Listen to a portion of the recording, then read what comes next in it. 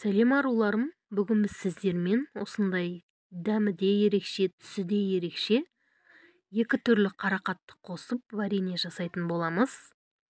Мінекей, екі түрлі қарақатымызды алып алдық. Біздің огородымызда осындай екі түрлі қарақат өскеннен соң мен араластырып жасап көрейінші деп жасап көрдім. Мінекей, қарақатымызды салып алдық.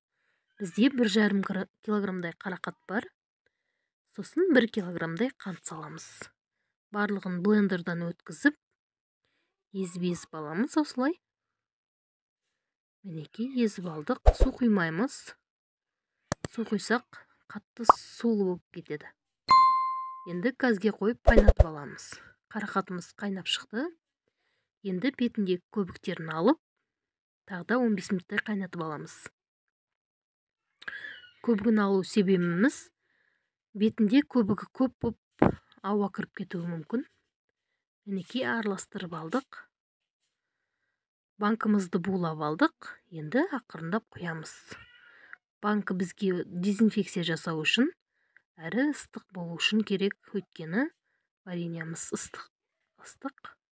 Банкымыз жарылып кетуі мүмкін. Қақпағында да ыстық суға салып алдық. Енді қатты бұрап жабамыз. Мінекей, осындай дәм ерекше варенье дайын болды. Видео ұнаған болса лайк басып, арнаға кіріп келіп кетіңіздер.